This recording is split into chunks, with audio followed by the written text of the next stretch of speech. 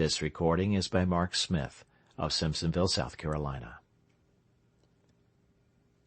Topsy-Turvy by Jules Verne, translation by Anonymous. Chapter 4, in which old acquaintances appear to our new readers, and in which a wonderful man is described. Barbicane and Company, the president of a gunning club. And really, what had gunners to do in such an operation? You will see. Is it necessary to present formally Impey Barbicane, president of the Gun Club of Baltimore, and Captain Nicholl, and J.T. Maston, and Tom Hunter with the wooden legs, and the lively Bilsby, and Colonel Bloomsbury, and the other associates? No. If these strange persons were 20 years older than at the time when the attention of the world was upon them, they had always remained the same, always as much incomplete personally, but equally noisy, equally courageous, equally confusing when it was a question of some extraordinary adventure. Time did not make an impression on these gunners. It respected them as it respects cannons no longer in use, but which decorate museums and arsenals. If the Gun Club had 1,833 members in it when it was founded, names rather than persons, for most of them had lost an arm or leg, if 30,575 corresponding members were proud to owe allegiance to the club, these figures had not decreased. On the contrary, and even thanks to the incredible attempt which they had made to establish direct communication between Earth and Moon, its celebrity had grown in an enormous proportion. No one can ever forget the report on this subject which was made by this club, and which deserves a few words of mention here. A few years after the Civil War, certain members of the Gun Club, tired of their idleness, proposed to send a projectile to the moon by means of a Columbiad monster. A cannon 900 feet long, 9 feet broad at the bore, had been especially made at Moon City, and had then been charged with 400,000 pounds of gun cotton. From this cannon a small cylindro-conical bomb had been flung towards the stars with a pressure of 6 milliards pounds per square inch. After having made a grand curve, it fell back to the earth, only to be swallowed up by the Pacific Ocean at 27 degrees 7 minutes of latitude and 41 degrees 37 minutes of longitude west. It was in this region that the frigate Susquehanna of the American Navy had fished it up to the surface of the ocean, to the great comfort of its occupants. Occupants? Yes, occupants. For 2 members of the Gun Club, its president, Impey Barbicane, and Captain Nicholl, accompanied by a Frenchman well known for his boldness in such cases, had been in this flying machine. All 3 of them came back well and healthy from this dangerous trip. But if the 2 Americans were here ready to risk any similar thing, the French Michel Ardan was not. On his return to Europe he brought a fortune with him, although it astonished a good many people, and now he is planting his own cabbage in his own garden, eating them and even digesting them, if one can believe the best-informed reporters. After this discharge of the cannon, Impey Barbicane and Captain Nicholl had lived on their reputation in comparative quietness. As they were always anxious to do another thing like it, they dreamt and tried to find out something else. Money they had in plenty. Out of 5 millions and a half which had been raised for them by subscription, they had nearly $200,000 left. This money was raised in the Old and New Worlds alike. Besides, all they had to do was to exhibit themselves in their projectile in America, and they could always realize large amounts of money. They had earned all the glory which the most ambitious mortal would look for. Impey Barbicane and Captain Nicholl would have been well able to keep quiet and idle if this very idleness did not torment them.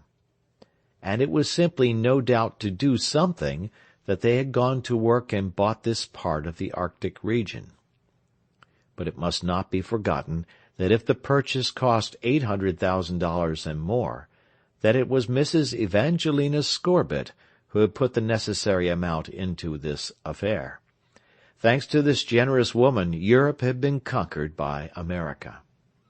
Since their return, President Barbicane and Captain Nicholl had enjoyed a supreme celebrity. But there was another man who deserved credit in the matter.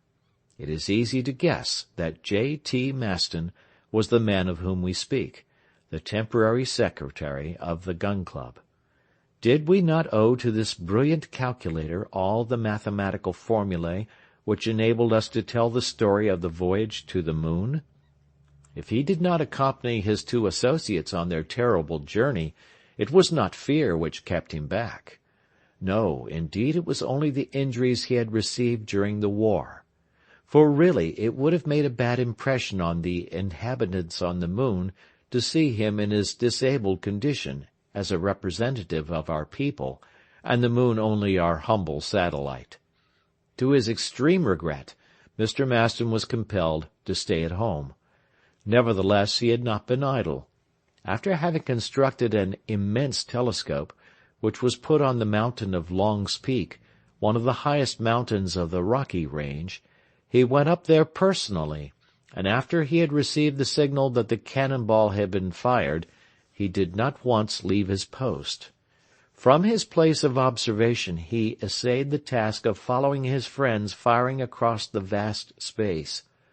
One might readily believe that his friends would be lost to the world, that it was very easily possible that this projectile could be compelled by the attraction of the moon to become a sub-satellite.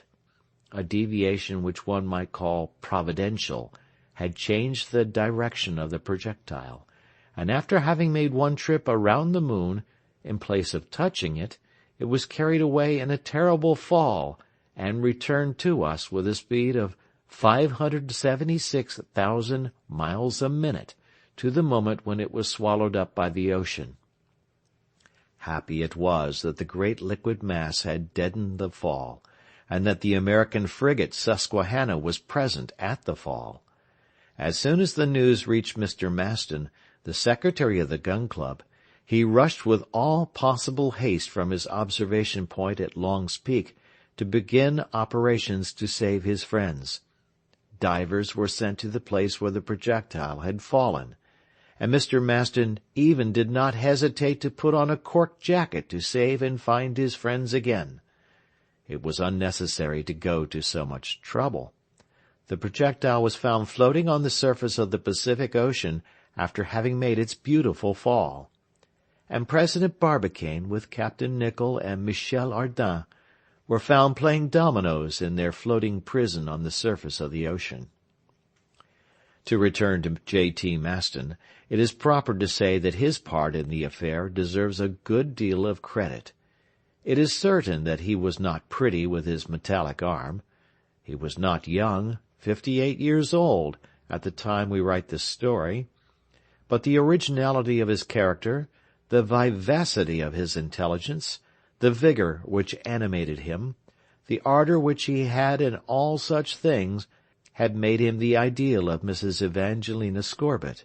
His brain, carefully hidden under his cover of gutta percha, was yet untouched, and he would pass as one of the most remarkable calculators of his age. Mrs. Evangelina Scorbitt, although the least figuring gave her a headache, had yet a great liking for mathematicians, even if she had no taste for mathematics. She considered them a higher and more endowed race of human beings, heads where the X, Y, Z were mixed up like nuts in a barrel, brains which played with signs of algebra, hands which juggled with the integral triples. These were what she liked. Yes, these wise people seemed to her worthy of all admiration and support. She felt herself drawn strongly towards them, and J.T. Maston was exactly that kind of man, and one she adored, and her happiness would be complete if they two could be made one. This was the end of her mathematics. This did not disturb the secretary of the Gun Club, who had never found happiness in unions of this kind. Mrs. Evangelina Scorbitt was not young any more. She was 45 years old, had her hair pasted on her temples like something which had been dyed and re-dyed. She had a mouth full of very long teeth, with not one missing. Her waist was without shape, her walk without grace. In short, she had the appearance of an old maid, although she had been married only a few years before she became a widow. She was an excellent person withal, and nothing was lacking in her cup of happiness except one thing, namely, that she wished to make her appearance in the society of Baltimore as Mrs. J.T. Maston. Her fortune was very considerable. She was not rich like the Goulds, Mackays, or Vanderbilts, whose fortunes run into the millions, and who might give alms to the Rothschilds. Neither did she possess 300 millions like Mrs. Stewart, 80 millions like Mrs. Crocker, and 200 millions like Mrs. Carper. Neither was she rich like Mrs. Hammersley, Mrs. Hetty Green, Mrs. Maffett, Mrs. Marshall, Mrs. Paran Stevens, Mrs. Minturn, and many others. At any rate, she had a right to take a place at that memorable feast at the Fifth Avenue Hotel in New York, where there were only admitted as guests people who had at least 5 millions. In brief, Mrs. Evangelina Scorbitt had 4 millions of good sound dollars, or 20 millions of francs, which came to her from John P. Scorbitt, who made his fortune both in the business of selling dry goods and salt pork. Well, this fortune this generous widow would have been glad to use for the profit of J.T. Maston, to whom she would also bring a treasure of tenderness much more inexhaustible. Therefore, when Mrs. Evangelina Scorbitt had heard of the requirements of Mr. Maston, she had gladly agreed to put a few $100,000 in the affair of the N.P.P.A. without having the least idea of what they intended to do with it. It is true she was convinced that as long as J.T. Maston had something to do with the affair, it could not help being grand, sublime, superhuman, etc. Thinking of the secretary was for her future enough. One might think that after the auction sale, when it was declared that Barbicane & Company would be the name of the new firm, and it would be presided over by the president of the Gun Club, she would enjoy Mr. Maston's whole confidence. Was she not at the same time the largest stockholder in the affair? So it came about that Mrs. Evangelina Scorbitt found herself proprietress of this polar region, all beyond the line of the 84th parallel. And what would she do with it? Or rather, what profit would the society get out of it? This was the question, and if it interested Mrs. Evangelina Scorbitt from a financial standpoint, it interested the whole world, more on account of the general curiosity about the whole mystery. This excellent woman, otherwise very discreet, had often tried to get some information from Mr. Maston on this subject before putting money at the disposal of the purchasers.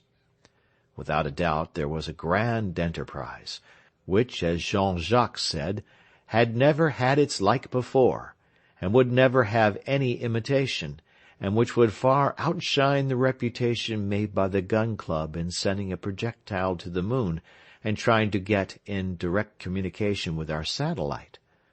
But when she persists with her queries, Mr. Maston invariably replied, "Dear madam, have patience." And if Mrs. Evangelina Scorbitt had confidence before, what an immense joy did she feel when the triumph which the United States of America had won over the combined European powers. "But shall I not finally know the object?" asked she, smiling at the eminent calculator. "You will soon know it," answered Mr. Maston, shaking heartily the hand of his partner, the American lady. This calmed for the moment the impatience of Mrs. Evangelina Scorbitt. A few days afterwards the old and new world were shaken up quite enough when the secret object of the company was announced, and for the realization of which the N.P.P.A. made an appeal to the public for a subscription.